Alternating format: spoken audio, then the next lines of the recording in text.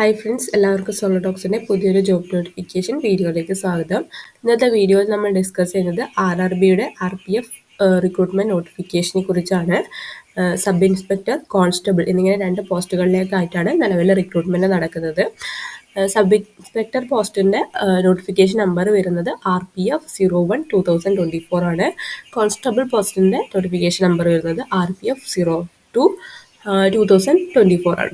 അതുപോലെ തന്നെ ഇതിൻ്റെ ആപ്ലിക്കേഷൻ സ്റ്റാർട്ട് ചെയ്തിരിക്കുന്നത് 15/4/2024 ആപ്ലിക്കേഷൻ ക്ലോസ് ചെയ്യുന്നത് 14/5/2024, അതായത് മെയ് 14 ആപ്ലിക്കേഷൻ ക്ലോസ് ചെയ്യുന്നത്. സോ 1 മന്താണ് കറക്റ്റ് അപ്ലൈ ചെയ്യേണ്ട ഡേറ്റ് വരുന്നത്.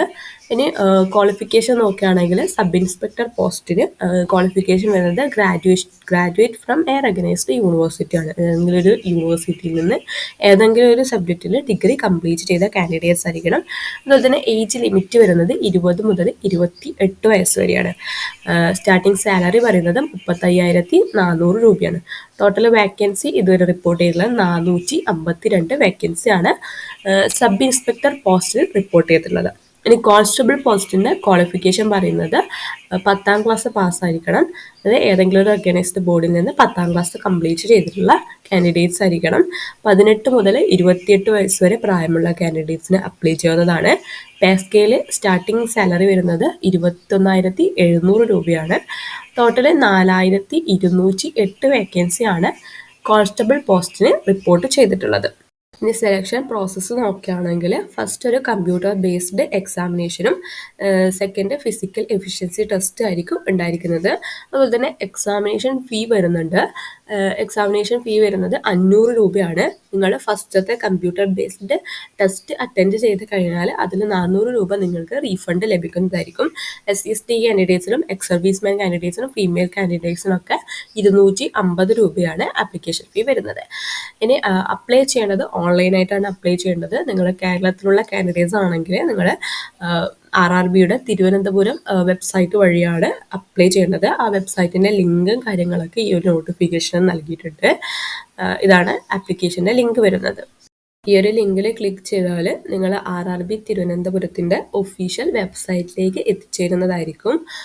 ഈ ഒഫീഷ്യൽ വെബ്സൈറ്റിൽ ഹോം പേജിൽ തന്നെ നിങ്ങൾക്ക് ഈ 2 നോട്ടിഫിക്കേഷൻ്റെയും ഡീറ്റെയിൽസ് കാണാവുന്നതാണ്. ഇത് recruitment of constable, recruitment of sub inspector, നിങ്ങൾ ഏത് പോസ്റ്റിനാണ് അപ്ലൈ ചെയ്യുന്നത് ആ ഒരു ഡീറ്റെയിൽസ് ക്ലിക്ക് ചെയ്യുക.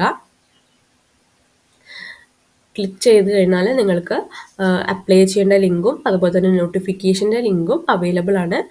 നിങ്ങൾക്ക് കൂടുതലായിട്ട് അറിയണമെന്നുണ്ടെങ്കിൽ നോട്ടിഫിക്കേഷൻ്റെ ലിങ്ക് ക്ലിക്ക് ചെയ്തിട്ട് നോട്ടിഫിക്കേഷൻ ഡൗൺലോഡ് ചെയ്തെടുക്കാവുന്നതാണ്. അപ്ലൈ ചെയ്യുന്നതിന് മുന്നേ നോട്ടിഫിക്കേഷൻ നന്നായിട്ട് വായിച്ച് മനസ്സിലാക്കാൻ വേണ്ടിയിട്ട് ശ്രദ്ധിക്കണം.